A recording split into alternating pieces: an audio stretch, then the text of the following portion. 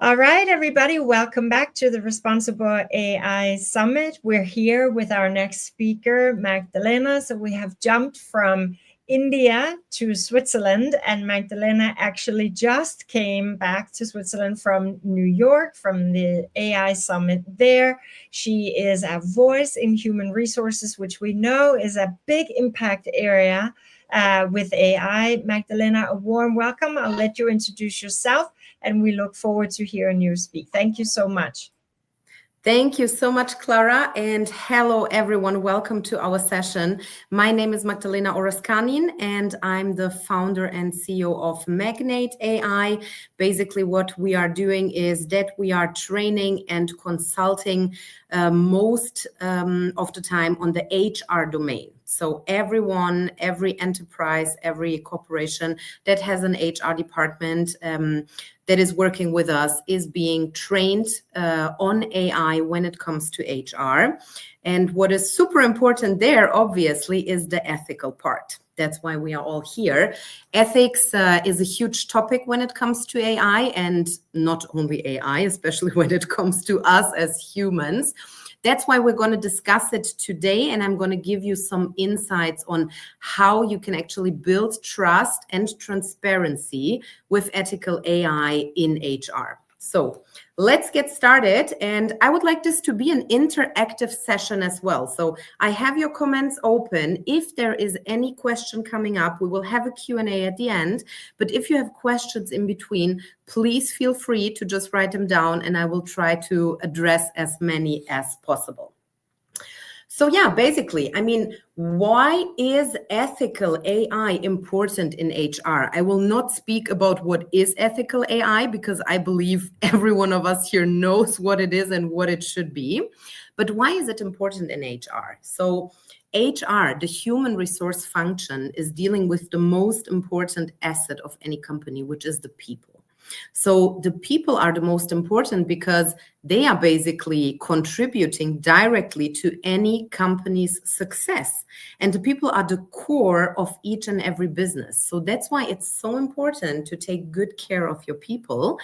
And especially because HR does not only have an impact when it comes to their careers, but also when it comes to the private life of the people. That's why it is so, so important. And the need for ethical AI in HR. So AI, we are using it more and more. We all know that basically every day something new is coming out. There is a new tool coming up, there is new restrictions, there are new use cases, there are so many things happening, and this technology is moving faster than any other ever before. So that's why it's so important that we actually face what are not only the opportunities, but also the challenges, and where are the risks lying, so that we can address them basically on time. We want to make impactful decisions when it comes to AI usage. So that means that, as I said before, it does not only impact the careers of the people, but also the organizational outcomes and everything that we reach together as an organization, as a corporation. So again, there is a huge risk if we are not looking at AI systems with the ethical loop, because discrimination and bias can appear. And we will dive more into that throughout the presentation.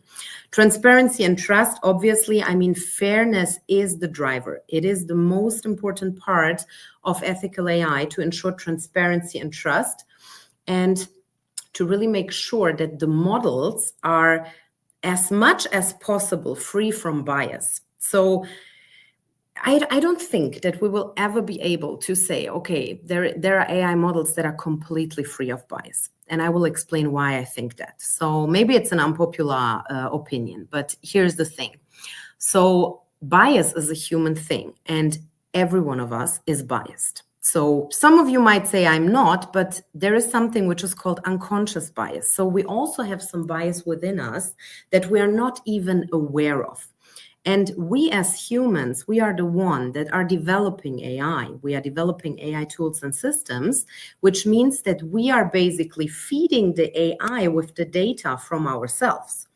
So if these data sets that we feed it with are fed with this unconscious bias, then the tools are biased automatically. But what we can do is definitely ensure that the bias is as small as possible. And how can we do that? So we need to basically ensure also transparency. How have these tools or systems have been built? Accountability is another point. And what is very important here is also that we are working with a diverse data set. If I say diverse, it means diverse voices, diverse point of views. And this includes everyone across the organization, so key stakeholders, board members, but also all the employees that are working there, and obviously people from outside the organization as well, not only the ones that are within, because they can also be biased, not to forget that. So it's very, very important to have these diverse data sets and diverse voices in order to build fair and transparent AI tools and systems, and especially when it comes to underrepresented groups. So because those groups are underrepresented, the data is also underrepresented, which means that we need to give much more weight to those type of groups in order to ensure that the data sets are as diverse as possible. Privacy and data security, last but not least, is obviously also one of the key principles, because especially when it comes to HR, we're working with sensitive data. So we need to ensure that this data is obviously protected, because they are all the sensitive and personal information of our employees, talking about addresses, social security numbers, bank accounts, salaries, etc. So all of these things need to be secured, and we need to respect, obviously, the confidentiality when it comes to the privacy of the data of our employees. So what are the challenges? I have addressed already some. Bias and discrimination, as I said, it is a challenge, and that's why we need those diverse voices. Lack of transparency, because the more complex the system is, the more difficult it is to really understand where does all this information come from, where does the data come from, and how can we make sure that we actually know and understand, if we are purchasing a tool, that we really understand from the vendor what is in there. So what are we working with? And again, the data privacy concerns. So if you are choosing tools for HR that are AI tools, you want to really sit down with your vendor and understand where does the data come from and how does the AI actually make its decision based on what exactly. What does it mean? It automatically means that human oversight is required all the time. So I hear it tons of times. AI is going to take my job. AI is going to replace us. So maybe, yes. I mean, we don't know. We don't know what's going to happen. But here is the thing. AI was built by humans. So it requires, as I said, human oversight and a regular audit. Many companies are making the mistakes that they are thinking, oh, wow, now I have an AI tool. It has passed all the audit. We know exactly where the data comes from. We have implemented it and adopted it successfully. Now we are done. That's not the way how it works. We have to have regular audits for those tools to ensure the diversity of the data sets is given throughout the whole life cycle of this tool, as long as we are using it. And this is very, very important. To give you some of the real world examples when it comes to ethical AI challenges, especially in HR, one of the most common and most easy to understand examples is actually discrimination within the recruitment process. So we all here, I'm sure, have been once in our life a candidate and have applied for a job. And you would all agree that this is it can be a very, very frustrating process. So how does it work? I mean, you're looking for a job and you start to applying, and in the beginning, you are fully motivated sending out applications. But as you receive all the declines from the company, then your motivation goes down and you feel more and more frustrated. And your frustration is even raising when you actually realize that you are getting all of these automatical replies. which I can fully understand because, again, I have also been a candidate at a certain point, but I have also been working for 12 years in recruitment and in HR. So I can also tell you from this side. As a recruiter, you are screening hundreds of CVs in a day. And some people are saying, oh, we don't want to have an AI tool that is taking care of our recruitment process. We want humans to be involved. Humans have to be involved. As I said, it's very, very important. But imagine there is a human recruiter without any AI help, and he or she is screening all of these hundreds of CVs. I think you would agree with me that screening the first CV and then screening the 200th CV makes a huge difference. So even as a human being, you cannot ensure that you will give the fairness to each and every candidate. Your concentration goes down, your motivation goes down. It's human. It's absolutely normal. I mean, let's just be real and also fair and say that you get to a certain boundary where you are not able anymore to read all of this information, and it's normal. So AI can do that much quicker, and if you do it in the correct way, then AI will screen the CVs with exactly the guidelines that you are giving to them. So, but where the discrimination comes from is, again, the data. There has been a scandal with a huge company. I'm sure you heard about it. It was some years ago. I'm not going to name the company, but I guess you might know that the data it was fed with showed that most of the people, especially for tech roles, hired were men. So the AI system started to automatically reject women because it was trained on the data it has received from all the previous years. And then the AI was basically just checking the boxes within. That's how the process works from the machine learning side, and was saying, aha, men are preferred. So it was looking for men only and would reject all the women and all the other genders. So this is obviously a huge risk that we are facing. And that's why, again, I'm saying human oversight is required. You can use the AI to help you to screen all of these 100 CVs, but you want to make sure that a human being is actually rechecking and also looking at, okay, what are the candidates that the AI has chosen? And what is actually the guidelines that we are feeding it in terms of actually having all of this fairness and transparency given to our candidates? This is very, very important, especially when it comes to HR. And then there is also performance management reviews, for example. So also here, AI can help you massively with that.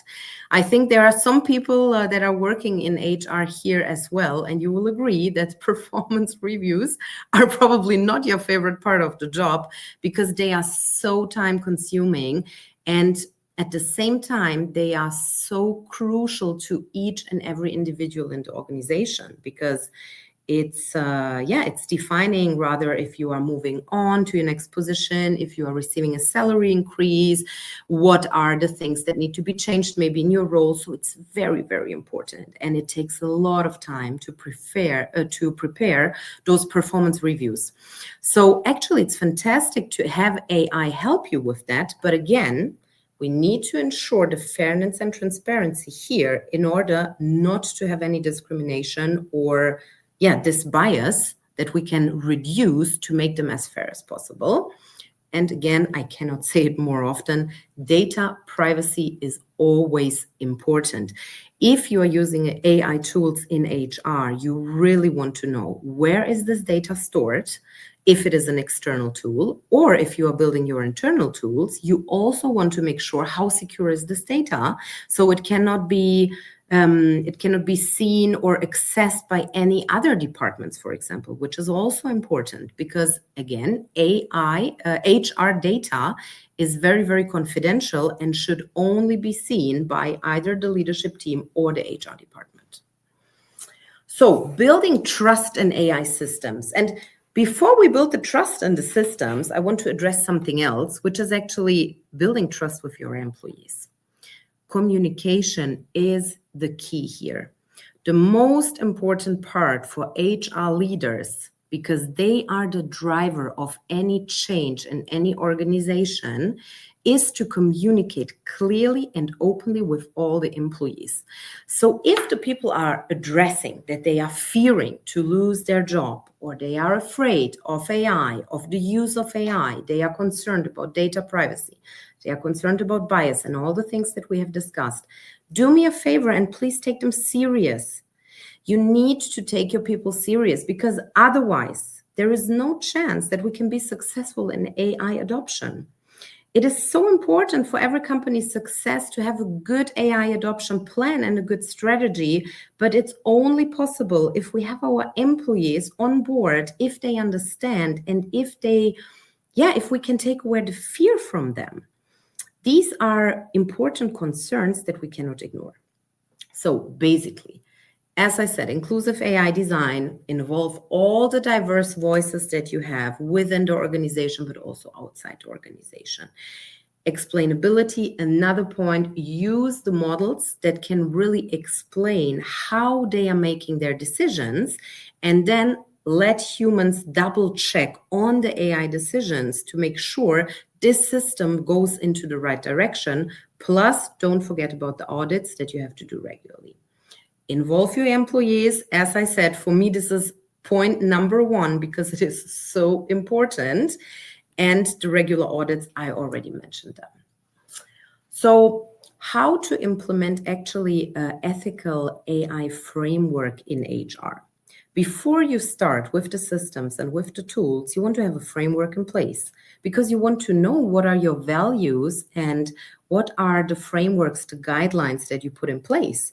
This is how and based on what you are choosing your tools and systems afterwards. It's very, very important. So the guidelines need to be clear and easy to understand for every single employee, not only the ones with a tech background. So really try to avoid any jargon that is like very technical and make it very straightforward and straight to the point. Fairness, again, it will always come up. So fairness is super important. Promote transparency, but not only from a one-side communication, from all sides. So also invite your employees, as I said before, to come to you with your concerns and address them. Make sure that everyone is involved in the process and that they feel safe and secure to actually talk about what is on their minds. Protecting the privacy, again, accountability and human oversight. Always the human oversight will be one of the most important parts when it comes to the adoption. So here is what you can actually do to ensure that all of these steps that we have discussed before are taken into account. Train your HR teams. That's what I do. That's my job. So we are training HR teams exactly on that. On the ethical side, on how to use the tools, how to choose the tools, and if you build tools in-house, also what effect it might have. So invest in the training of your employees because, again, HR is the department that understands policies and processes better than any other department. They are really at the forefront when it comes to leading the change and when it comes to leading the AI adoption. So you want to make sure that your HR department is ready and that if people, when they have concerns reaching out to HR can actually also answer to their concerns and not be like, I don't know what you're talking about. That's why training is so important. Employee feedback loops, obviously, that's what I said. It's like a both-sided conversation. We need to listen not only to the high-up leadership and board members, but also to each and every employee when it comes to AI implementation. Ask for their feedback. The best way to implement AI tools and systems is to have like a real use case. You need to know what you want to solve in order to choose the right tool. If you are just jumping on AI to jump on AI and you don't know what you need it for, you don't have a strategy. That's why ask your employees because they are at the front and they are working for your organization. Ask them what they need it for. And this is the best way for you to understand in which direction you should go. And obviously ethical AI partnerships. So we have people that are very, very deep into AI ethics, also giving training on this. We have experts, we have people that are closing the gap, the bridge basically between AI and certain business domains. So ask for help, go out, look for trainers, look for experts, and really get them on board, because you need to stay informed with all the ongoing process. So much is happening, as we said in the very beginning, it's changing almost every day. So make sure that you also have advocates and experts that are helping you with this process. And then obviously try to measure the success of all of your initiatives. I mean, we know KPIs, MBOs, it's important, but I mean, really, you want to see in which direction does it go? And we're speaking about employee retention. You want to keep your talent. So if your employees are happy and you make sure that they are feeling heard and they trust you and they have a feeling that you are transparent with them, they will stay within your company. Recruitment processes, not only are they expensive, but you are losing talent, you are losing knowledge. You shouldn't do that. You should really invest in your company's, in your employees' happiness, which will then resonate into your company's success. This is so important. And again, if you actually, if you can reduce the bias to a certain minimum in your recruitment processes, performance evaluations, then you are basically getting a great employer brand. This is something that people are going to talk about. So employer branding is so important. And even nowadays, when we are having this so-called war of talent, you want to be the employer of choice. So you want to have people speaking very positively about you. But who is the first contact in your organization to the outside? It is HR.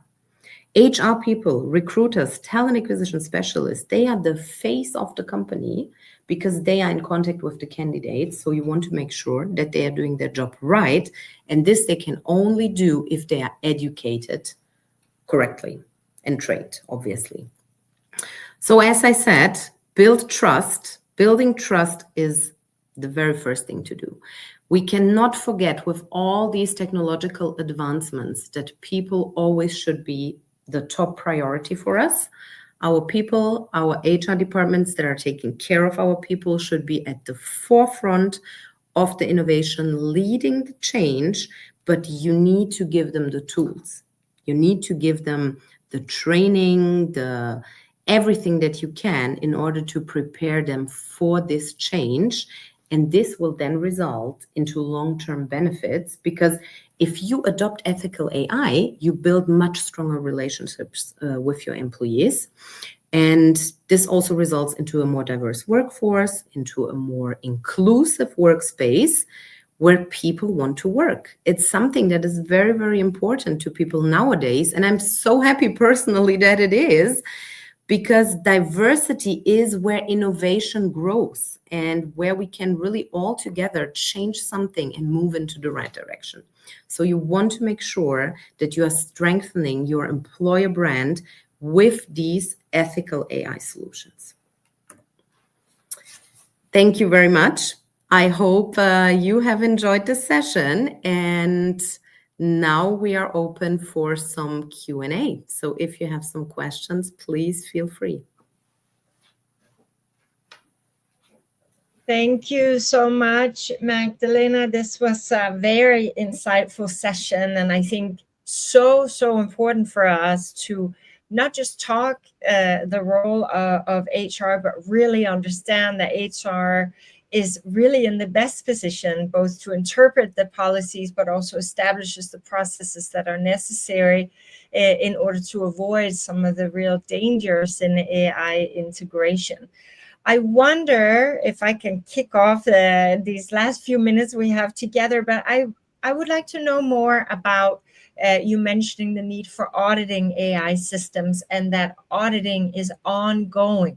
So this is one of the requirements also under the EU AI Act, that organizations that use high-risk AI, for example, which includes all educational organizations, must have continuous auditing of their systems. This also includes banks, it includes talent agencies, and so on. Why is it necessary to continuously audit? What's going on there? Could you speak a little bit more on that? Absolutely. And I think it's a fantastic question, Clara, because it's so important. I cannot say it often enough. So why is it important to have regular audits? Because each time you do an audit, you want to make sure that you are having another group of people involved in this audit. So not always the same group, which helps us in terms of diversity, inclusion, and all of this to keep it going and to really keep an eye on, okay, maybe we have overseen something. Because again, we are humans, mistakes happen, and it's absolutely fine as long as we admit it and as long as we actually find out about it, right? But if we always have the same group of people looking at one tool and auditing it, then probably the blind spot cannot be found. That's why it's so important. And this is one side. The other side is tools are evolving and AI is also learning by itself. So at a certain point, the AI tool might be able to start to make decisions on its own, which you definitely want to find out and audit again, because are those decisions still in place with our ethics and values? Maybe it's changing. I mean, it's moving so fast, and this technology is just, amazing what it can do. It can quickly change its decisions. So we have to make sure that those decisions that is making are still moving into the right direction. So these 2 points are very, very important and critical. And the third one, again and again, security, data privacy, and really having a look on it. Okay, is the data still safe? Are there any data leaks? Is, anything happening? Is the data going somewhere? Those 3 things are so important, and that's why it needs regular audits.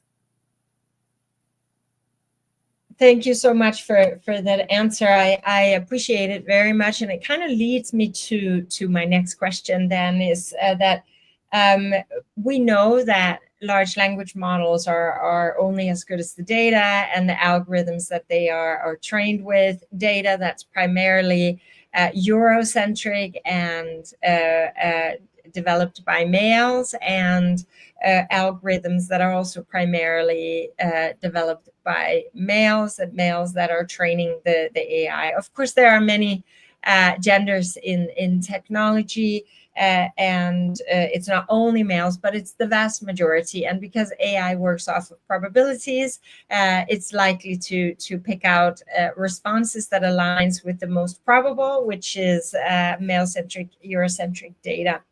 I wonder, for me, let's say that I am on the market hunting for a job. And let's imagine that I am a female. Let's imagine that I am from Kenya, and let's imagine that I'm disabled. I'm in a wheelchair. So I have all odds against me being discovered by a large language model and thought of as the most probable. What can I do as one single person up against the machinery of AI-driven decision making? What can I do to mitigate some of that and make sure that my resume gets on the table of the human decision makers? So in terms of what you can do as a candidate, what I usually say to candidates is you need to get your voice out and you need to build a personal brand. So that's the only way how people can actually know who you are and that you exist when you get your voice out and when you are speaking up. So if you're applying for a job and you believe that it might be a problem to basically pass, the screening. But here again, I need to say something, Clara, because it's not that the AI is automatically rejecting people. This is not how it exactly works. So it's a bit more complex. I don't think we have time now to discuss all of the detail, but that's a misconception. So people think that they are automatically getting rejected. There are still humans involved. It's not that. But to answer your question, build a personal brand, because that's what stays. You as a person, no matter who you are, how you like, people to address you, what type of underrated group you are in, build your own personal brand and go out there. And sometimes it's also great if you know, for example, who the hiring manager is, to drop a message directly to the hiring manager and say, hi, I have applied, so you can draw the attention to your resume. But here, again, don't just do it for doing it. Do it if you really feel you have the qualification for the role. And it's in both interests, right? That's also what I like to say to candidates. So don't always think, oh, they are not hiring me because, I'm an underrepresented group. It's not true. I mean, I know so many fantastic recruiters. They are always black sheeps out there. This we have in any position, not only recruitment. But I know so many fantastic recruiters, and they say, I love some of the candidates that I meet, but if they are not fitting the qualification, I cannot hire them. And we need to understand that. This is also important to know. So we cannot always just blame the machine. And what I also like to say is we are talking a lot about ethics when it comes to AI, but what about our human ethics? Where are our ethics and where have they been all these years? We are speaking so much about ethics. It's important. It's very, very important. And I'm speaking about it myself. But let's not forget that we cannot always and only blame AI. Sometimes we need to point the finger at ourselves. I can't hear you, Clara. You're on mute. Sorry, I said thank you, and amazing, really good points. And I think a huge takeaway from this is the key to successful AI integration in organizations is getting HR on board, getting them trained, getting them the information they need to make the right decisions and help guide the integration safely, responsibly, ethically into the organization. We're out of time, Magdalena. I wish I could speak with you more, but we will catch up on LinkedIn. I encourage all of our listeners from around the world, link up with Magdalena on LinkedIn. Follow her. She's sharing amazing insights and ideas. And we will go to a short break and then return shortly with our next speaker. Thank you, Magdalena. Thank you so much, everyone. Have a great day. Bye-bye.